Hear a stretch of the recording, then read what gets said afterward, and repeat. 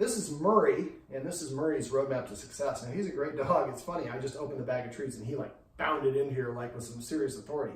We still haven't been able to get him to lay down, and I talked to the guardians about using passive training for that. So remember, every time that he lays down on his own, make sure to reach over, pet him, and say the word crash within 3 seconds of him laying down. Every time that he sits, pat him under his chin, and then say the word sit. Every time he nudges you, call it hugs, or whatever the word is you want to use for that. Anything that he does, if he brings you this ball, maybe we call this spike. We call the other one something else. Name all the toys. All balls can be balls. That's a little bit different because it's got the spikes on it. Sit. Sit. Remember, anytime the treat goes in his mouth, for any exercise, he should always hear the command word after the treat goes in his mouth, within about a half of a second to 1 second after it goes into his mouth. All right, so passive training is when he voluntarily offers us a behavior that we want. If he were to lay down, I'm going to give him a treat, I'm going to say the word crash. I'm not trying to tell him to do it because he doesn't know how to lay down. So to teach him to do that is every time he lays down, he gets a reward. And then he hears the word crash. I like using fun commands, so when you're doing your list, make sure you come up with a fun list of command words. Now, I can try to entice him to do this, but it hasn't worked so far. So passive training is the easiest way to train a dog. It's not a very fast way of doing it though. So you have to really be observant and do it consistently. But we have, now, he got up, so I took the treat away. Sit, that would be passive training. Well, actually, I kind of rocked him into a sit. So anyways, passive training is the dog does it voluntarily without any influence for you. You just recognize it. Same way when you're potty training a child or one of your children shares with the other one, you make a big deal of, oh, it's so nice of you to share with your sister. You didn't ask them to do it. Sometimes you do. That would be more petting with a purpose. So anything that they do, so if he stretches, pet him and say stretch. He's going to SIT here in a second. When he does, I'm going to go ahead and reward him. Sit. Now, it doesn't always have to be treats. I have a handful of treats. I gave him this as a reward instead. So you don't always have to give a treat. The best way to give a treat is actually randomly, so they never know when they're going to get the treat. That way, kind of like me, I'm single, notoriously single, so I wash, I comb my hair, I brush my teeth. So if I do meet a girl that's crazy enough to let me take her out on a date, I'm ready to ask her out. If I'm all scuzzy, I blew that opportunity. So for the dog, the other thing I like to go over is I call petting with a purpose. Petting with a purpose is if he comes over here, and I'll kind of just show. So let's say he nudges me with his nose. When I'm saying the chair, just like that. Now I have treats, I'm triggering this, but normally you're sitting there and he kind of nudges you like that. And if we pet him, well, we just reinforce, you're the boss, you tell me what to do, I do it. Well, then that makes him feel like responsible for me. But then when he tells me not to do something, I ignore him, that stresses him out. And the more stress he has, the more cortisol he has in his blood, the more apt he's going to be to make mistakes. So what we do instead is when he tells me what to do, I don't say anything other than sit, then I pet him and say sit. So I'm redirecting him into a desired action or behavior. If he's already sitting, I ask him to come and sit over here, or ask him to lie down once he understands how to crash. Salute. And so the idea for this is we help him get used to doing things that we want to get our attention. Right now he nudges us, he jumps up on us, he mouths us, and we give him attention. So that's what we've trained him to do. So we're going to train him to offer good behaviors. Now, if we get in a habit of petting with a purpose, after a while, he'll start coming up in front of us to sit down to prepay for some attention. When he does that, make sure we do recognize it and maybe say testify, like I was talking to you guys about off camera, and to recognize and reward him for doing that. Otherwise, he's going to go back to nudging you. Now, if we come in the room and somebody sees he's standing up and I'm petting him, they say testify, or they say paycheck, I stop petting him. I tell him to sit. When he sits, I pet him and say sit, and I tell the person, I asked him to sit, but you missed it. But thanks for reminding me. Paycheck just is a gentle reminder that you might have forgotten to pet with a purpose. Now, even if you just want to pet the dog for no reason, your dog's not nudging you, still ask it to pet with a purpose. The more the dog does those things, it boosts their self-esteem, it helps them respect you a little bit more, sit as an authority figure, and helps you practice something that you might want to use on the street or at the door or other places because he's more used to sitting. I talked about a way, remember the chocolate deal about if the kids sit. That's operant conditioning. He's learning, I sit, I get a treat, and he's got a handful of treats, so I'm just giving a reward this way. Remember, never pet on top of the head, but you can scratch him anywhere else, but if all things are equal, try to pet under the chin. Now for the kids, come up with the jar or the jug, and every time they pet with a purpose, or use passive training, or make them sit at the door, or whatever it is, then we give the kid an M&M or whatever the candy is at the end of the day, they get the candy at the end of the day. So that way the kids are motivated to do things with the dog. Dogs learn through repetition. So now the dog is going to learn, it's going to respect the kids, and the kids are going to behave with or interact with the dog in a more positive influence as a more positive influence. Okay, we went over the importance of rules and structure. Really, he only had 1 or 2 rules, and dogs go through life probing to determine where boundaries limits are. Crash. Crash. Crash. That's what we call a jackpot. He did it on his own. He got, whoa, how did I get 3 treats? Well, I heard crash, crash, crash, and a treat was going in my mouth when I lay down. Remember, within that 3-second window. Okay, so some of the rules we went over. Enforcing rules consistently helps the dog see us acting like a leader. Now, he may be acting aggressive because he's been a street dog and he wasn't socialized or had to fend off other dogs. He also be acting this way because he's finally got people who are taking care of him and he wants to make sure the other dogs don't take advantage. Or it could be a little bit of both. So the rules that I like to enforce are rules that are specific for dogs so the dog sees a reason or there's a rationale behind it. Like one of the first rules I usually suggest is a rule the guardians already have, not letting them on the furniture. The higher a dog sits, the more rank or social status they have. Letting a dog sit at the same height says we're peers, but if the dog sees you as a peer, listening to you is now optional. So I usually like to have a dog bed. We have a dog kennel over there, which is fine. If you get rid of that, I would put the dog bed right here if possible. So that way he's like, man, look at this. They're just watching me all day long. We're really just watching this thing. All right. So other rules, whoever's feeding him should eat something before they feed him. Put food in his bowl. Don't let him have access to it. Actually, put food in for both dogs' bowls. Don't let him even in the kitchen. Then you eat chips or cracker or whatever it is in 5 more bites or your real meal. When you get done, then I would invite her in. I forgot her name already. Zoe. Zoe in. When Zoe takes her first bite of food, we're going to use passive training. Maybe Zoe, her word is pizza. So when she takes the first bite of food for 2 months, we say pizza for the first bite of food. When he hears the word pizza, there's no food in his mouth. It doesn't mean anything. Drop. Make sure you do the drop. And then when she's eating, he's not allowed to be in the kitchen. And when she gets done eating, make sure she doesn't eat his bowl because it should be full with his food. Then she has to leave the kitchen. Then we invite him in. And when he's eating, she's not allowed in the kitchen. And when he eats, maybe we call his, since he's a German Shepherd, we call it schnitzel, whatever you want to say. And so when he hears schnitzel, there's food in his mouth. And after a couple months, you could be outside the kitchen and just say, pizza, and you hear her tags hitting the bowl. And then later on, you say pizza, and you hear his tags in the bowl. And the dog sees you eating first, so it has sit or come, passive training right there, come. Speaking of come up with a list of the official command words of whatever he knows. Now, right now, he only knows sit. So I was starting to say crash. You can use whatever words you want. We said, what was the word for the kennel over there? Blue light? Blue light. Blue light, which I don't understand the reference, but it doesn't matter. So every time he goes in there, say blue light if he goes in there on his own, or if we want to teach him to go in there, throw the treat in there and say blue light. There you go. That was awesome. So Dad's already getting it. So come up with funny command words and come up with an official list of command words taped to the refrigerator. And somebody's saying the wrong word, we say vocabulary. Come instead of come here or here. Come here, boy. I'm going to sit down, otherwise I won't have any knees. All right, so let me see. So come up with a list of funny command words. I would have both the girls come up with a suggestion for each command that's somewhat relative to what crash means lay down. Don't say lasagna. And then basically they tell the mom and dad what each one of their suggestions is, and mom and dad decide what the actual word is. It goes on the official list. And if somebody's saying the wrong word, we say vocabulary. And fun command words, especially because you have kids in the house, that's going to make, you already have a little bit of attention. And so if all the command words are funny, people are laughing when they come over, he's going to feel that. It's not going to be tense. You're going to feel more relaxed. It's a win-win across the board. Let me see. What else do we go over? We have the focus exercise, or the guardians actually have been watching my videos, and they already been practicing that one. We give them fine-tuning. They call it watch me, which is fine.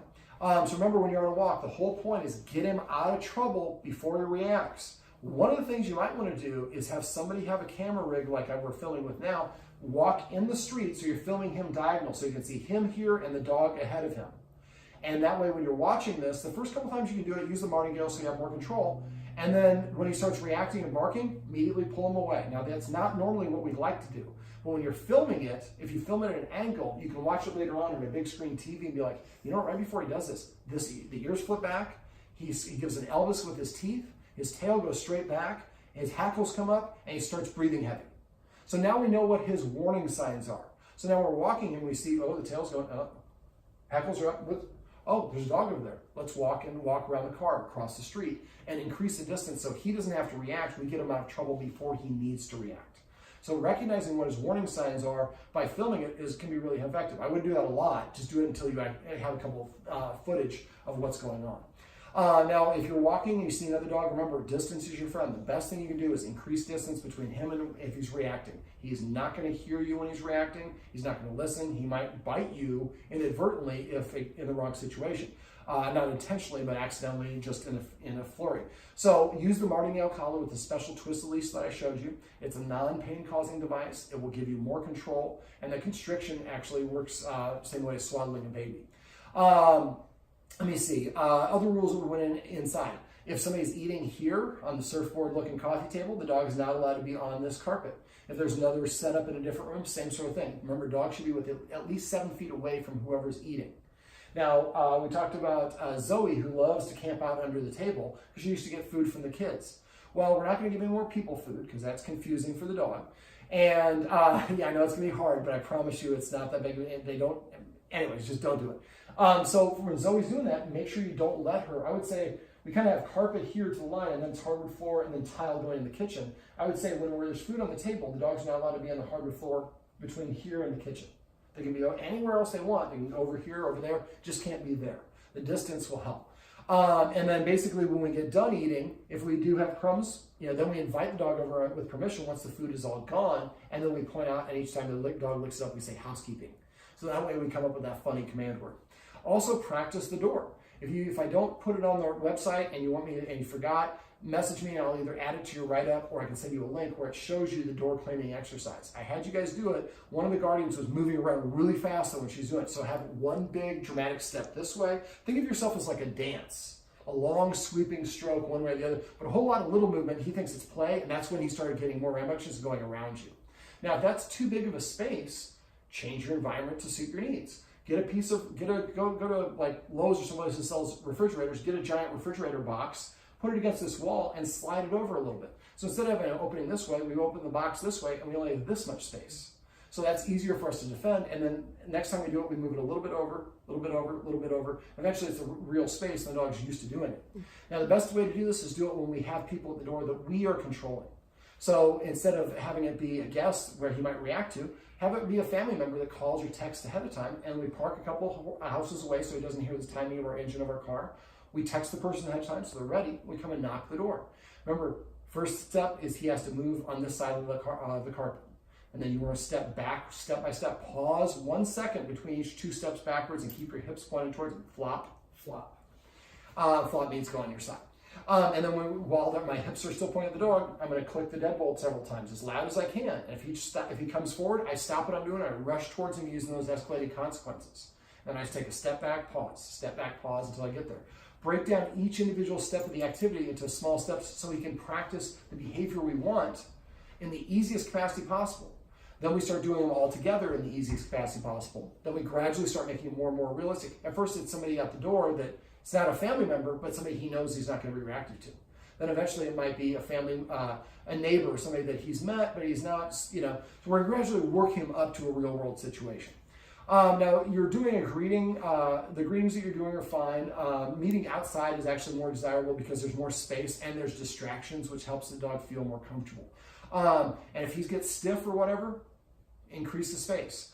The people you have come over, I would tell them to be a little bit aloof. Try not to look at him directly in the eyes. The reason I like doing the focus exercise or watch exercise is that it helps condition the dog. Some dogs are eye contact dominant, and that exercise helps with that. Now, if you have a guest that you want to do it with, make sure he's all very relaxed, and I would have one of you do the watch exercise a couple times first, then have them do it immediately after, so that way the dog kind of has carryover from what's going on. It's what we call warmed up. Let me see, what else? Make sure we're eating before we feed him. Not allowed in the kitchen when we're preparing food. And for kitchen eating, remember, you can do a warm-up. So microwave a piece of roast beef or Canadian bacon or regular bacon, sit down at the table at your regular spots, cut up the bacon and put it on each person's plate and pretend like you're eating it. And if any of the dog crosses the threshold, you get up and march towards the dog. And make sure you establish that boundary. Now, Zoe's probably going to be harder than he is because she's so small and she can run under the table. Worst case scenario, you might actually take a leash. I got one right here, I can show you. So what you might want to actually do is take a leash, run it around the leg of one of these, and run it through here. I'm a little bit thicker weights than I normally would. But normally around the leg of a couch, she's going to have more leeway. So she can be here, but she can't make it there. So sometimes practicing being in the room without being able to get there, even though the leash, I would prefer to have you guys enforce it, sometimes you need to jumpstart it a little bit. And make sure for the door that we don't just exclusively claim the door. First, we're going to go to the door, toss the treat away, and call it space.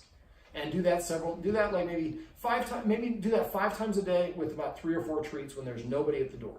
So after a while, that's easy. Then you can start doing it with somebody outside, and they knock on the door once. You go to the door, touch his nose, and toss the treat. And if you have to, you can march him away. But the idea is to gradually get him, work our way back to the real world situation. Let me see what else. Make him sit before you let him in or out of a door if the door is closed. Say sit once. If he doesn't sit within 3 seconds, walk away and sit down. Ask Siri for a 60-second timer. Don't do it.